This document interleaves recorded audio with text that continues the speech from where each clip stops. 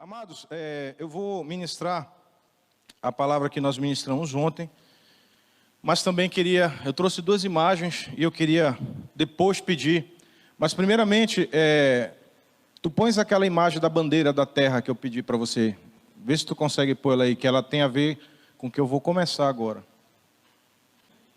O que nós precisamos entender no geral, é que o plano de Deus, ele não é necessariamente um plano voltado a uma nação exclusiva, apesar dele ter começado. Entendo que o que dividiu os homens em religiões, porque faz parte da natureza humana se centralizar em grupos, ok? Se você pegar hoje no nosso tempo atual, é o famoso grupo do WhatsApp, ou seja, todo mundo em comum tem algum... e se unem, se alguém tem algo em comum, se unem. Então, isso é da natureza humana, se unir através de um propósito. Se tiver alguém na frente encabeçando, então, você consegue unir essas pessoas. Então, na antiguidade, os seres humanos, vendo a grandeza do universo, tentavam relacionar aquela grandeza com algum Deus ou algo que está acima de todos. Então você vai ver que existem muitas civilizações que adoravam o sol, que adoravam a lua, os astros, porque enxergavam que aquela grandeza poderia ser um Deus que criou todas as coisas. Porque se você está andando durante o dia a dia, você vai ver coisas maravilhosas, rios, animais, flores. Então você entende que existe algo acima de tudo, ok? Os cientistas tentam dizer que tudo foi o Big Bang, que por alguma razão o nada, dentro de um nada, explodiu e fez o universo. O Stephen Hawking dizia que isso é uma teoria. Teoria é quando não tem explicação, é apenas uma teoria de que o universo foi criado há bilhões de anos atrás através do Big Bang. E que esses elementos do nada, simplesmente do vazio existencial, passou a existir alguma coisa. Que isso está totalmente fora, se você parar para pensar em termos de ciência. O que é ciência? É comprovação. Eu experimentei, eu provei que aquilo realmente é verdade. Isso é ciência, ok? Então, dentro da ciência, não existe nada que venha do nada. 0 vezes 0 dá quanto? 0 mais 0 dá quanto? Não existe nada do nada. Então, isso já está furado. Mas é uma teoria que muitos gostam de abraçar. Então, o plano de Deus, ele sempre foi a humanidade. Na antiguidade, os povos estavam ali, espalhados, cada um com seu Deus. Então, houve no coração de Deus uma necessidade de começar um projeto de uma nação. Eu vou começar um projeto com uma nação, e através dessa nação, todos os outros povos verão que eu sou o Deus verdadeiro, ok? Isso não quer dizer que Deus não se revelou a outros povos.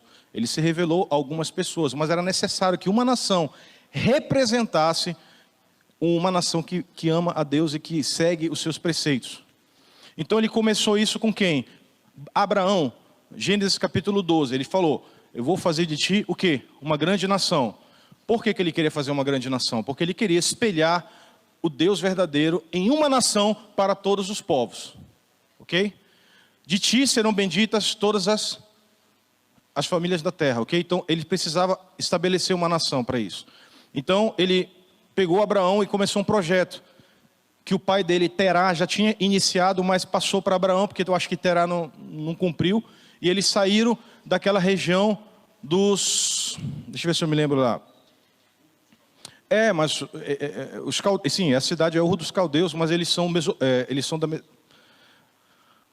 Eu acho que é Mesopotâmia, se eu não me engano. Que são os primeiros povos registrados, que tinham as primeiras escritas cuneiformes, né? Então foi o primeiro povo inteligente, que fazia cálculos, que tinha escrita e tal.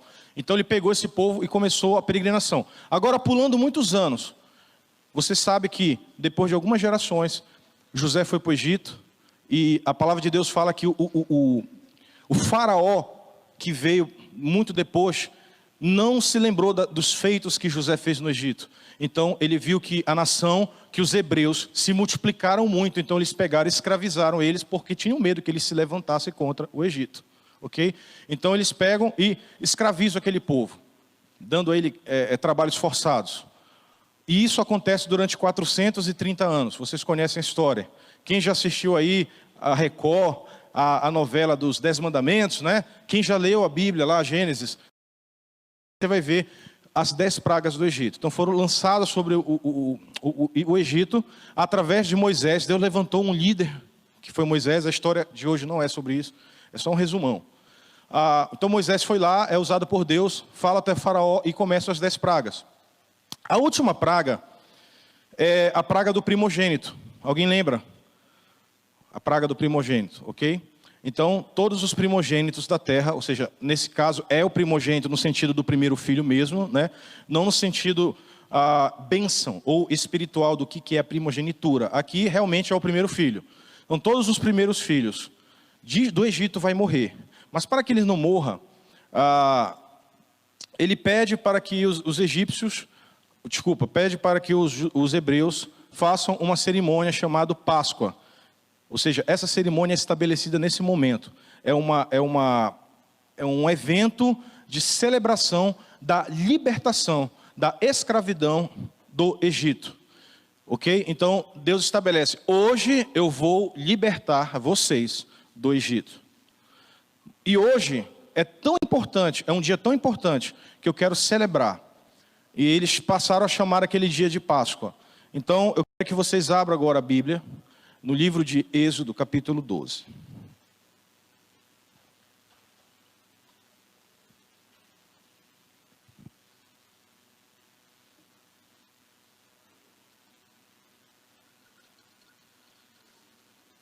O copo é grande, não dá para colocar água no copo aqui embaixo.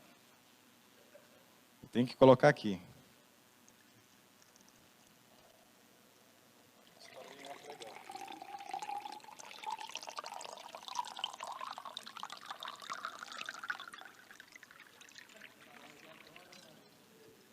Vai aumentando o tom, né? Tem som em tudo, irmão. Depois, lá na frente, nós vamos ver que tem música em tudo.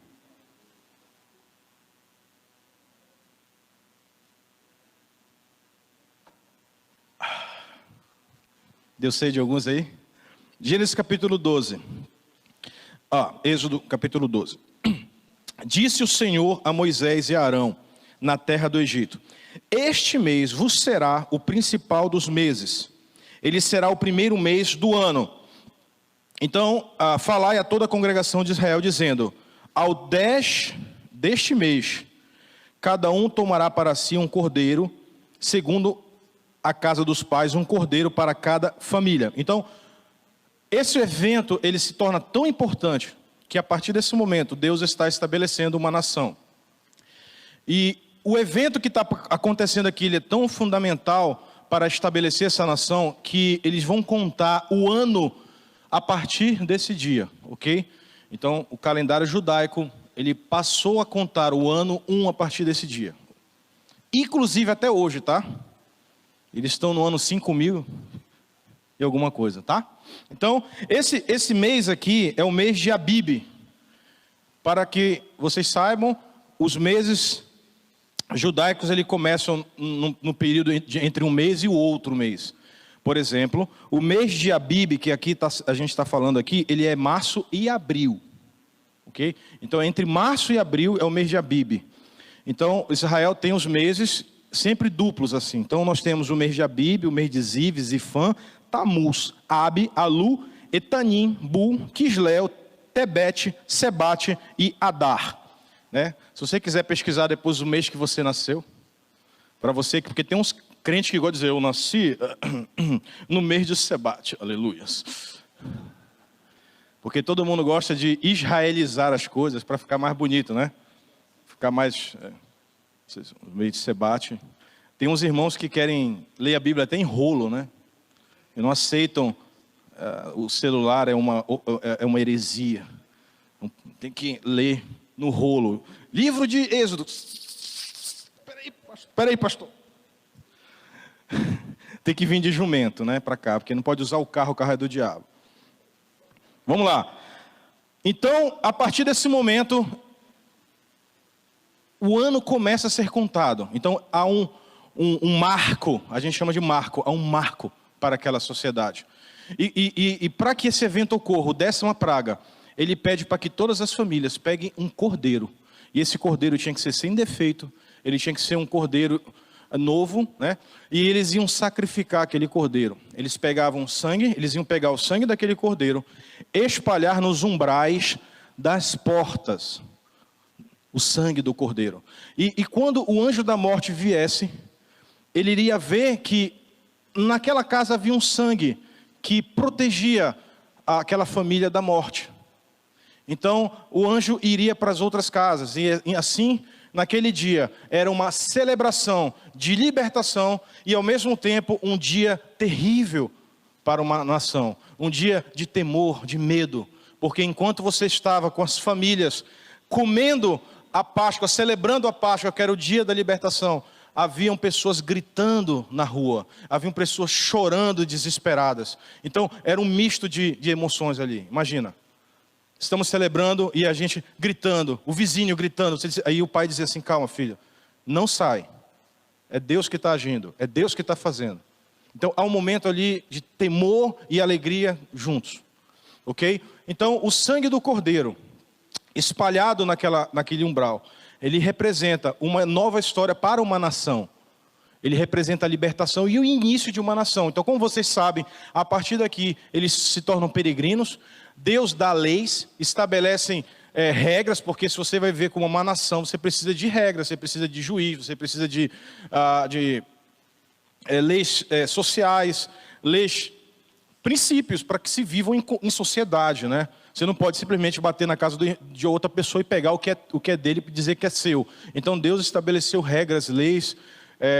Inclusive o exército, né, a partir de 20 anos para cima, era soldado, era considerado apto à guerra. Então ele estabeleceu tudo e falou assim: agora vocês são uma nação, como são as demais. A diferença é que eu sou o seu Deus, eu sou o Deus verdadeiro. Então eu sou o Deus dessa nação, o Deus verdadeiro. Então obedeça os meus estatutos, e eu farei de vocês uma grande nação, e todas as nações da terra vão vir até Israel, vão dizer assim: esse Deus é o Deus verdadeiro. Então, os estrangeiros, eles iam até Israel. Inclusive, alguns ficavam lá. E Deus falava: tratem bem os estrangeiros, porque eu também vocês foram estrangeiros na terra do Egito. Então, os estrangeiros poderiam até servir no tabernáculo. Só que eles só poderiam ser porteiros, ok?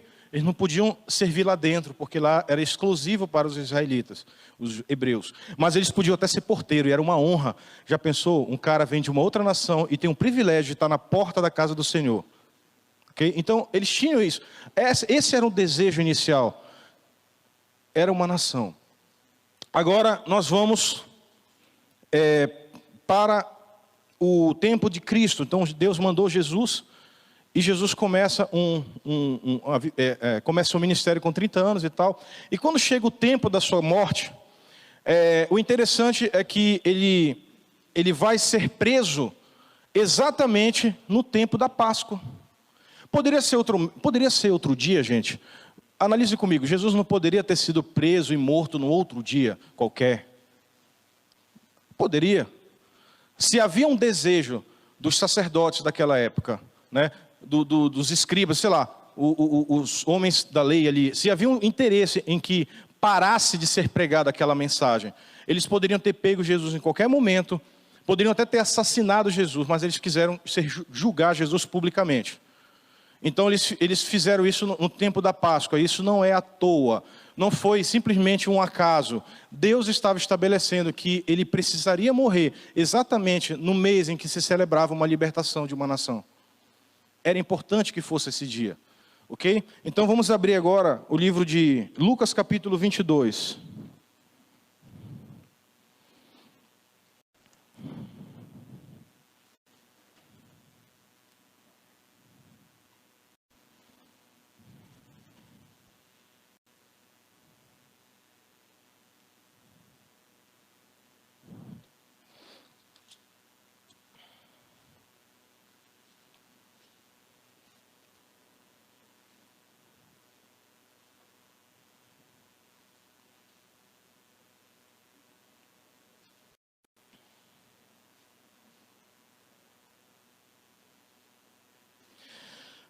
Então, capítulo 22 de Lucas fala assim: estava próximo a festa dos pães asmos, chamada Páscoa. Preocupava-se os principais sacerdotes e escribas em como tirar a vida de Jesus, porque temiam o povo. E aqui vai falar, né, a história, enfim. Então Jesus, ele é preso, ele é condenado publicamente, ele é julgado publicamente, e o crime de Jesus, ele era porque ele se dizia rei dos judeus. Esse era o crime dele. O crime de Jesus, rei dos judeus. O que foi colocado em cima da crucifixão dele? Foi uma placa, em 3 idiomas, né? O que estava escrito lá? Rei dos judeus. Os escribas falaram, tira essa placa daí. E os soldados romanos falaram assim, negativo. Ele foi condenado por isso, vocês vão ter que ler isso aí. Ou seja, aquilo ali era como se Deus estivesse falando para os judeus. Vocês estão crucificando porque ele disse simplesmente a verdade. Era uma afronta até para eles. Tira essa placa Deus, romanos. Não, ele é rei dos judeus. E não condenaram ele porque ele é rei dos judeus? Ele é rei dos judeus. Até aí os fariseus tiveram que sofrer. Então, entendo. Agora o cordeiro. Quando Jesus estava indo para a cruz, o sacerdote fala assim, eis o cordeiro de Deus, que tira os pecados do mundo. Estamos na Páscoa, a celebração de um povo, da libertação do Egito.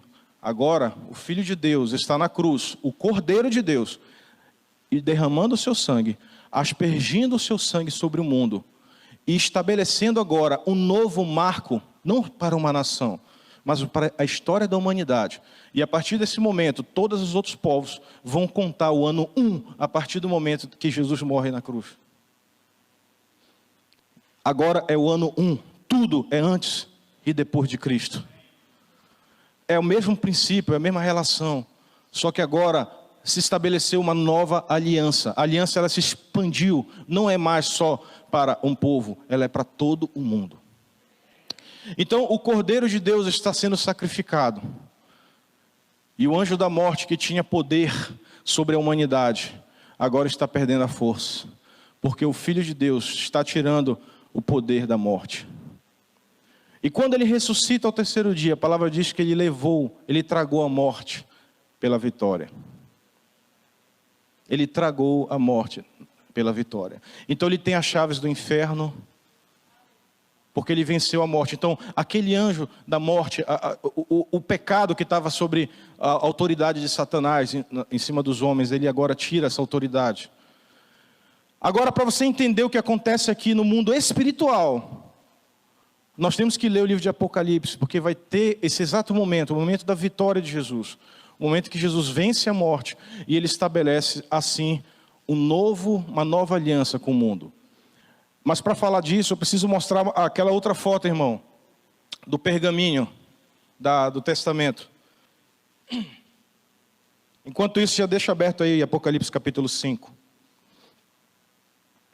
Consegue dar o zoom aí? Mais para a esquerda. Mais para a esquerda. Mais para a esquerda. Não, cancela. Para a direita. Para a direita, não clica aí. Aí. Sobe. Aí. Aperta. Para baixo. Arrasta. Aí, tá bom. Queria clicar em excluir. Aí, de fato, ia... Acontece, irmãos, acontece.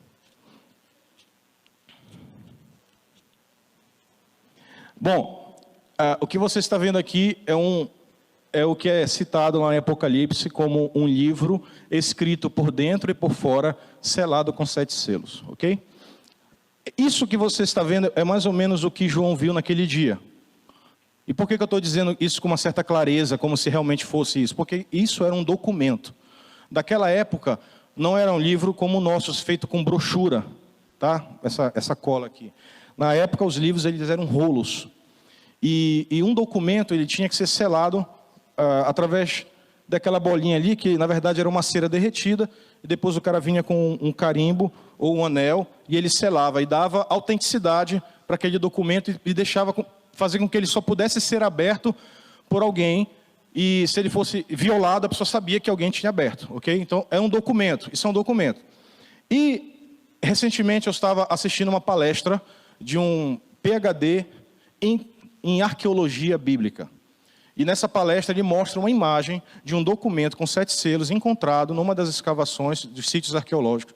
Eu não consegui trazer essa foto porque ela não tem no Google, porque é uma foto que é só dos cientistas lá, dos arqueólogos e tal, deve estar em algum artigo, eu não consegui achar, mas ela realmente é exatamente assim, só que tudo sujo, né? É um pergaminho com 7 selos. E ele fala, olha só, é isso que João viu. O que significa esse pergaminho de 7 selos? Ele significa um testamento. Ele significa que alguém está deixando algo para alguém. E geralmente ele era tão importante que ele era selado com 7 selos. Ok? Só quem podia abrir esse documento era o filho legítimo primogênito. Ou seja, o filho legítimo é que tinha acesso. O cara morre de uma terra, ele tem grandes propriedades, o documento está lá. Ele chama o juiz daquela cidade para abrir o documento e deixou para quem? Tem que chamar o filho legítimo para abrir. Ele está lá no Egito, ele viajou, então vai ter que esperar ele vir. Vai ter que mandar uma comitiva para lá, alguém chamar dizendo, olha, seu pai morreu, você precisa abrir o testamento, porque só você pode abrir. Os filhos estão loucos para saber o que é de quem, mas só você pode abrir. Ok? Entendo aí. Aí agora você vai, vamos ler agora o livro de Apocalipse capítulo 5. O João, o discípulo amado, como ele mesmo se intitula, né? O discípulo amado, ele já está velhinho, está na ilha de Patmos preso, como diz a palavra de Deus, por causa do testemunho de Jesus Cristo. Por causa da pregação do Evangelho, ele foi preso. Ele está na ilha de Patmos, aos 90 anos de idade, aproximadamente. E Deus o leva em espírito para mostrar as coisas que hão de vir. Agora, o interessante é que Deus leva ele para ver esse documento nos céus. Nos céus. E ele vê essa cena que a gente vai agora ler. Eu vi na mão direita... Tá, eu vou ler, hoje eu vou fazer diferente. Eu vou ler o 4, a partir do versículo 9. Quando os seres viventes deram glórias, honras e ações de graças ao que se encontrava sentado no trono e ao que vive pelos séculos dos séculos. Estão falando do Deus Altíssimo. Ok? O Senhor, o Deus Pai, o Criador. 24 anciãos prostraram-se diante daquele que se encontra sentado no trono. Adorarão ao que vive pelos séculos dos séculos e depositarão as suas coroas diante do trono, proclamando: Tu és digno, Senhor e Deus nosso, de receber toda a glória, honra e poder, porque de todas as coisas Tu criaste. Sim, pela Tua vontade que todas as coisas foram criadas. Então, a adoração aqui é ao Deus Criador. Existe um trono, ele está nos céus, ele tem um trono de Deus. Os 24 anciãos, os seres viventes estão ali. E eles falam: Tu és digno de receber a honra, porque Tu criaste todas as coisas, o universo, todas as estrelas, as supernovas, as galáxias, os cometas, tudo Deus criou. E esse ser absurdo, imensurável, difícil de descrever cientificamente, criou todas as coisas e está ali, sentado no trono, e eles estão dizendo: Tu criaste todas as coisas. Ok? Esse maravilhoso Deus, esse grandioso, está ali. E João vê esse Deus. E ele fica ali, atônito, vendo aquela cena. E aí no capítulo 5 ele fala: Eu vi na mão direita daquele que está sentado no trono um livro escrito por dentro e por fora, e de todo selado com 7 selos. Então esse livro lá está na mão do que está assentado no trono, na sua mão direita. Aí a palavra diz assim: Eu vi também um anjo muito forte, que proclamava uma grande voz, dizendo assim: Quem é digno de abrir o livro e de desatar os selos? Ora, nem no céu, nem sobre a terra, nem debaixo da terra, ninguém podia abrir o livro e nem sequer olhar para ele. Tal importância tinha esse testamento. Ninguém era digno de abrir o livro, nem olhar para ele.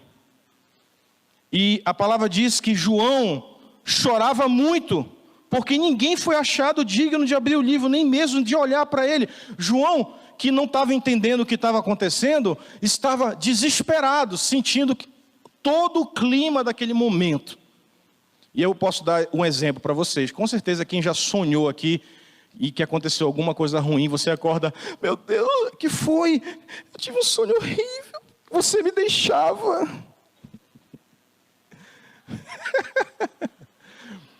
Eu falei, mas como? Tu me deixava. Eu não te deixei, não vi no sonho. Aquilo se torna tão real que você absorve aquela emoção. Mesmo em espírito, João está ali, mas ele absorveu todo o sentimento de você não ter ninguém capaz de abrir um testamento que representava tanto para a humanidade. Ele era tão importante que ele começou a chorar desesperadamente, mesmo não entendendo exatamente o que estava acontecendo. Agora, eu não separei o versículo, eu cometi essa falha. Eu quero que vocês abram, encontrem uns salmos, que fala, levantai, ó portais eternos. Levantai, ó portas eternos, para que entre o Rei da Glória. Abra lá.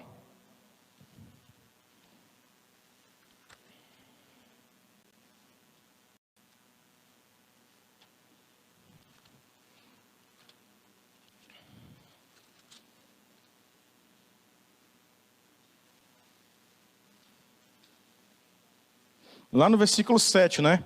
24, verso 7.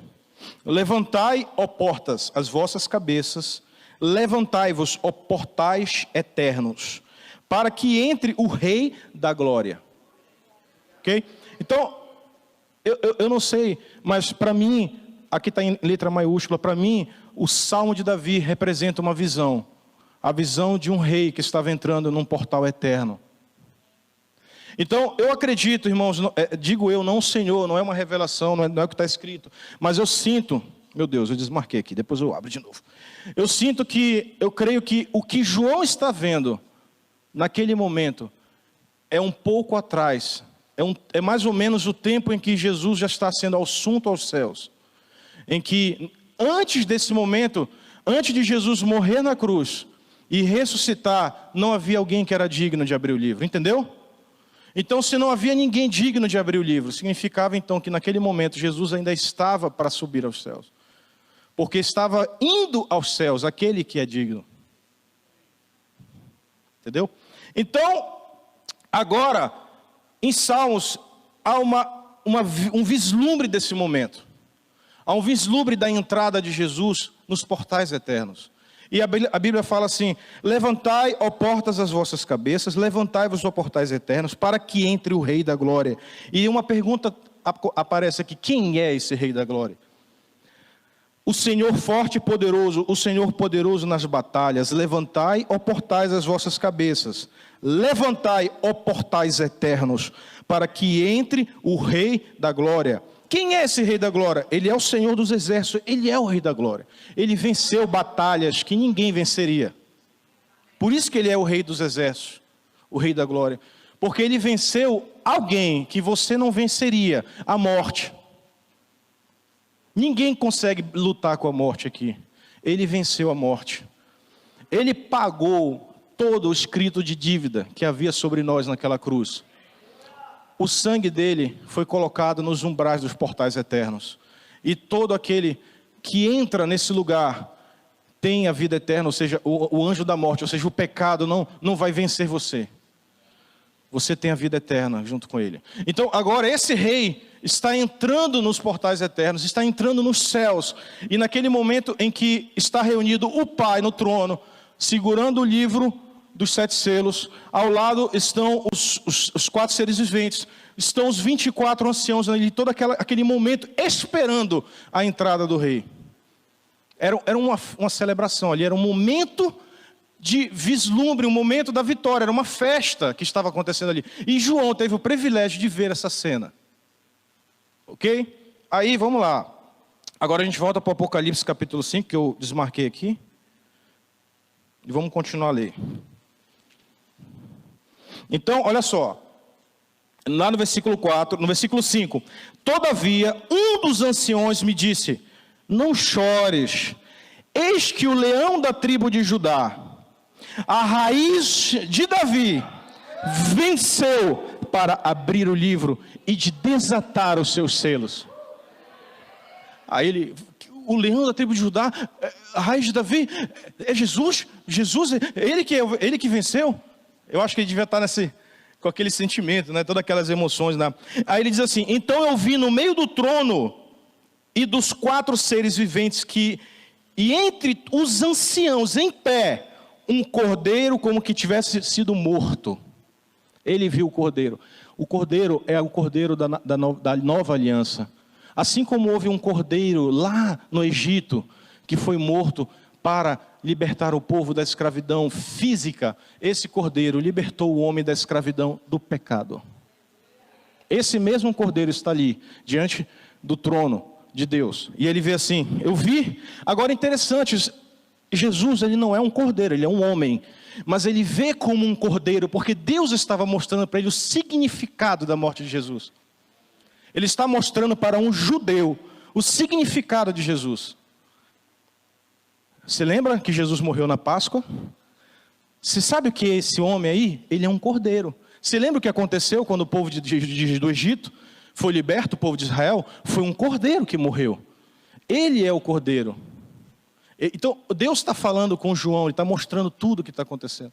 E aí fala assim, ele tinha 7 chifres, bem como 7 olhos, que são os 7 Espíritos de Deus enviados por toda a terra. Veio, pois, e tomou o livro da mão direita daquele que estava sentado no trono. E quando ele tomou o livro, os 4 os 24 anciãos prostraram-se diante do cordeiro, tendo cada um harpas e taças de ouro cheias de incenso. Estava tendo música ali. Era um culto, cara. Harpas, a galera estava ali dedilhando, som, era uma festa. Os incensos são as orações dos santos. Eles estavam entoando um cântico, um louvor. E ele dizia assim: digno és de tomar o livro e de abrir os 7 selos, porque foste morto e com teu sangue comprastes para Deus os que procedem de toda tribo, língua, povo, nação, e para o nosso Deus os constituístes reino e sacerdotes, e eles reinarão sobre a terra. Então, aquele momento, ele está pegando o testamento, alguém que é digno de herdar as coisas. E a palavra diz que digno é de receber a honra. Ele é o primogênito. Jesus é o primogênito no sentido de honra. Você sabe que a Bíblia, a primogenitura não é necessariamente uma bênção para o primeiro filho. Ela é uma bênção para aquele que tem o chamado, para aquele que é o escolhido. Assim como Davi, ele é contado como o que recebeu a bênção da primogenitura, não sendo o primeiro filho. Assim como Jacó, assim como o filho de José. Então, se você vê aqui a Bíblia, a primogenitura aqui, ela é uma bênção. E Jesus está recebendo essa herança. E ele está tendo o direito de nos dar, fazer parte dessa herança. Por isso que ele fala: agora você, com teu sangue, comprastes para Deus pessoas de todo o povo, toda língua. Aquela bandeira de Israel, que é uma bênção, ela agora é substituída por uma bandeira mundial. Por isso que eu coloquei logo no início aquela bandeira que representa a bandeira da terra, que era uma bandeira simbólica que representa toda a terra. Nesse lugar, nessa bandeira não tem povo, língua, raça, não tem nada. Somos habitantes de um planeta. Aquela é a mensagem daquela bandeira. E agora Jesus está dizendo isso.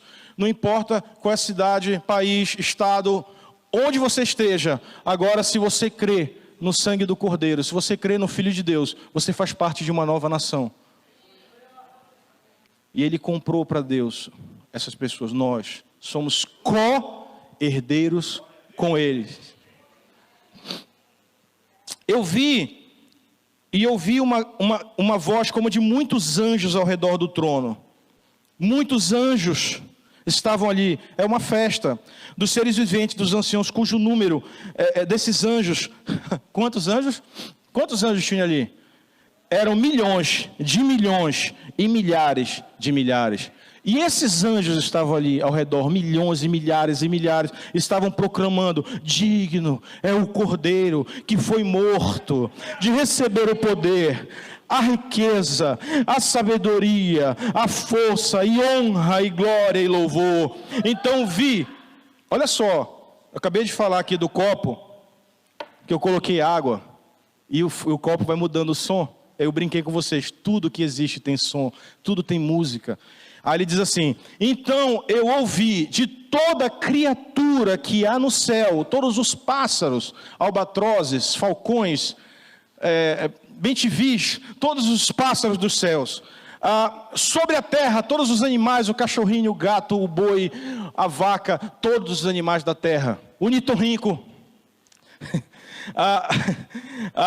debaixo da terra, o tatu-bola, sobre o mar, as baleias, os tubarões, os golfinhos, as arraias, todos os seres da terra.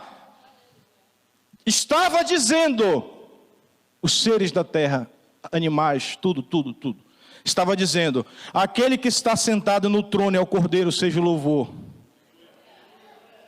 seja a honra, a glória e o domínio pelos séculos dos séculos. Todo ser que respira louva ao Senhor. Aqui, todos os animais, naquele momento, que aquilo é o triunfo de Jesus, ali é uma festa. Está Deus, está os 4 seres viventes, os anjos, os 24 anciões, milhares e milhares de anjos, e a terra toda, toda a criação está comemorando a vitória de Jesus.